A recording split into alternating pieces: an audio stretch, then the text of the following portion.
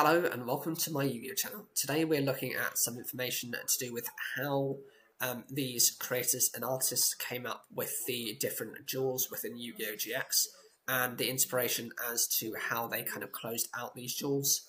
It's referred to as GX Duel Memorial Album 5, How to Write a Cool Duel. So you remember with Yu-Gi-Oh! GX you did have quite a few nice looking duels, quite animated, very popular. And yes, this is kind of the design and the rationale behind it. So turn 37, so that'll be episode 37, and that was the duel between Jaden and Tanya. This is very much to do with the battle between, it was Jaden's Elemental Heroes and Tanya's Amazonas monsters. The idea was coming up with the finishing off the wild Tanya with Wild Heart and deciding to combine it with the charming and lovely Amazonas Swordswoman, calling it taking a lot of trial and error to make the necessary adjustments. So this is about looking at trying to get the life points down to certain amounts. However, this kind of development where 100 points is the difference between victory and defeat is exciting, even in real duels, and it's fascinating to make these scenarios. So in reference to that, it came down to a field spell card that was used by Tanya, and the idea is that its effect, if I bring that up, so this was the card that was used. It was called Amazonas Arena. When this card is activated, it increases life points for both players by 600 points. Each time a player declares an attack with a monster, they can pay 100 life points to inflict 100 points of damage to the opponent's life points at the end of the damage step.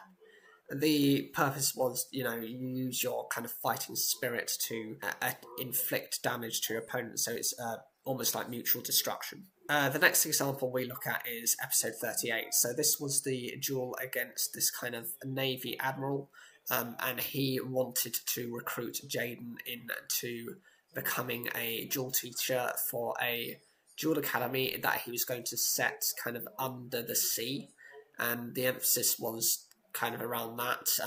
He used a water attribute deck which included Leviathan Dragon, which is a level 7 monster, and that's effect is to effectively get rid of your Yumi and wipe out all the cards on the field. He also had the upgraded version, which was the Neo version, which could not only destroy all the cards on the field, but actually rip all the cards from your opponent's hands. This was the debut of Neo Bubbleman, and he remembers Takahashi Kazuki sensei designing a version of Bubbleman that he himself rejected. But he suggested, why don't you use that for this Neo Bubbleman? So that's a reject within the designs that was actually used. And he was thinking about how to expand ways to develop the elemental hero theme in the future, and Metamorphosis was that option.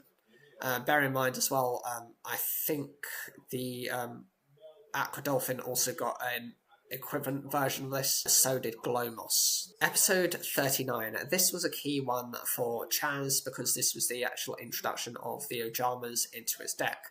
As you know, he has quite a splintered off deck. He has the VWXYZ Dragon Catapult Cannon cards. Those were introduced actually back in episode 4, where he was given cards by Dr. Valiant Crowler in order to duel against Jaden. He's got his Armed Dragon cards, which he got around episode 24 when he was at the North Academy, and he was representing them as he tried to escape Duel Academy. And he got his Ojama support within episode 39 because he had to protect the Duel Academy against his brothers who were trying to take it over because they had some sort of world domination feat that they were trying to attempt, and Chaz was expected to duel with monsters that had 500 or less attack points to its name. This is the first time we actually see the Ojama King that appeared within the anime, and at first they envisioned the duel would resolve by deviating from a normal means of winning, with sacrifices being made, but ultimately the scenario and the duel felt like a bit too much like horseplay. I forget if they were asked to do it or not, but in the final draft, they changed it so the duel resolved in a fairly simple manner, with Ojama King being powered up by Oja Muscle, which makes sense given that it does become a 3000 attack monster. At least that was the intent, but since it was an Ojama, it still looks like it was off the beaten path. They do mention that Ojamas are quite interesting. It was quite an insightful duel, and it wasn't actually finished off by that. I believe it was Chaos Necromancer, which is a monster that has question mark attack and it gains 300 attack points for the different monsters you have in the graveyard times 300. Episode 40 was an interesting one. This was against one of the Shadow Riders. I believe this was one of the final Shadow Riders, Abydos. And this was Abydos using the Pharaoh monster, which is pretty useless. It only has literally 2,500 attack points. And it requires so many needs in order just to bring it out, versus Jaden and his elemental heroes in order to try and get Jaden's key. It requires the first sarcophagus, the second sarcophagus, and the third sarcophagus. Once these are assembled, you can bring out the spirit of the Pharaoh.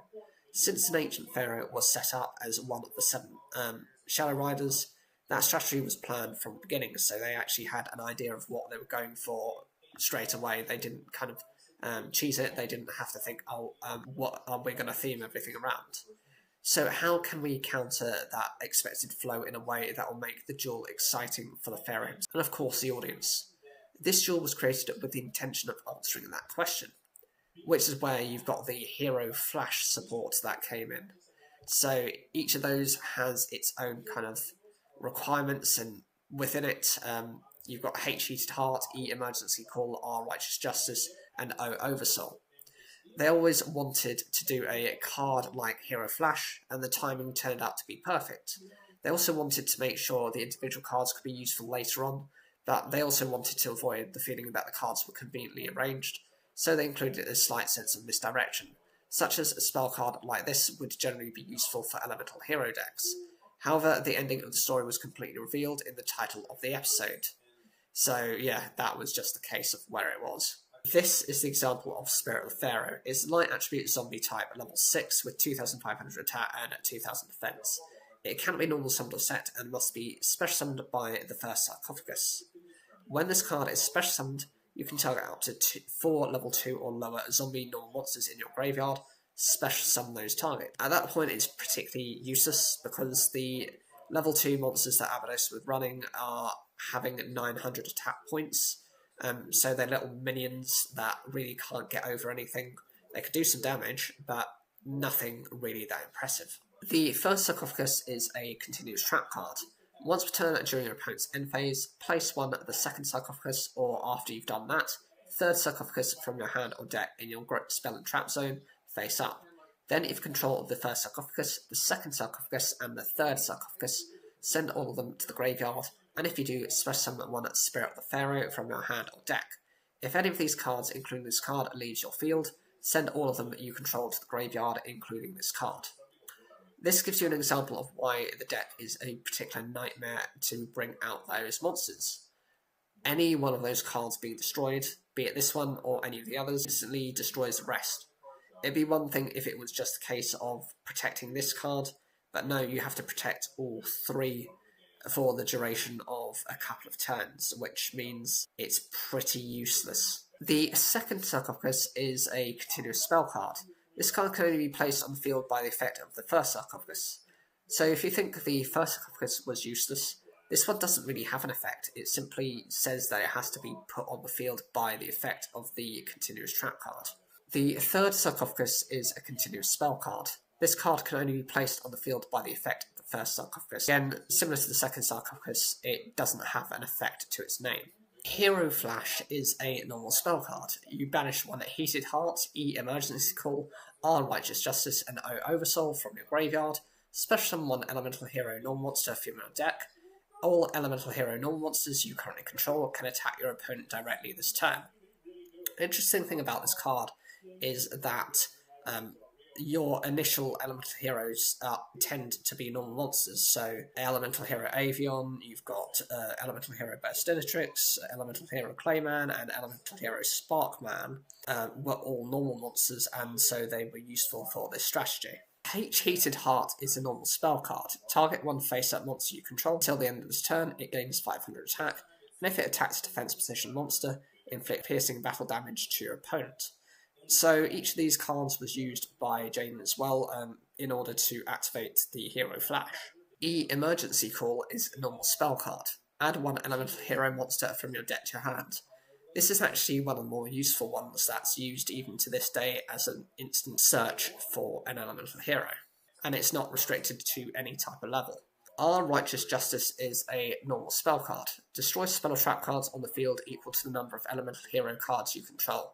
So the more elemental hero monsters you've got, the more of those spell and traps you can destroy. And Oversoul. This is a normal spell card. Target one elemental hero non-monster in your graveyard. Special summon that target. As part of the interview, they asked a number of questions. So the first is, I admire the cool and dramatic duels of the anime. Could you give me some advice for tips and methodology for creating interesting duels? First off, start with the most essential part of the duel. This could be a using or pulling off of a favourite card, a highly practical combo, or an overall strategy or tactics. Think about centering the duel around that. It's fine as long as you like dueling, and I think you should be self-indulgent. Next, think about what is so great about that card, combo, or strategy. What is it that you want to show? How can you convey that? Dig into that and interrogate it. What's more important here than anything is the content of the duel and making sure the characters are telling a story. It's a gag if a protagonist insists this card is great. However, if a pro duelist simply says this card is good, the audience will believe it is a great card. In order for this to happen, however, the viewer needs to believe that the character is a duelist who can be described as skilled. You can sell this during the duel, but you should establish things about the character before the duel starts, so the viewer can concentrate on the duel. Even more important is the presence of novice duelists. It is extremely important for there to be a character who is interested in the duel, but has no knowledge or meaningful experience. By having them question things and then giving an explanation, you can sell the pro character. Also, since anime and manga are entertainment first and foremost, so should make sure things are exciting, so to make sure use of all the characters in the story, including the opponents, in order to create an exciting atmosphere. In the end, rather than making the duel cool, I think it's more important to have characters who make the duel look cool. So as someone who thought about duels in the anime, it was always about making sure it was a duel with the best characters, so perhaps it was inevitable those duels were cool. Sorry for not giving any actual advice. And could you explain how it was decided that Winged Karibo was Jaden's partner? I think it was Takahashi Kazuki Sensei's idea that Yugi should give Jaden a card. Perhaps it was a result of the anime's signed request for a connection between Duel Monsters and GX, along with Sensei's thoughtful considerations. I forget how that became Winged Karibo, but I think because we decided on Winged Karibo pretty easily, it didn't leave much of an impression on me. So this is quite interesting that was the whole idea of trying to link Yu-Gi-Oh! Duel Monsters with Yu-Gi-Oh! GX. I think there was a common theme amongst a lot of characters and a lot of people that because it was taking place only a matter of years after the main storyline for Duel Monsters, it made sense that there was that link, whereas, you know, you've got other ones, for example, Yu-Gi-Oh! Art 5, where they almost have to go through these alternative dimensions in order to establish any connection with other characters. This was not the case for this for this situation.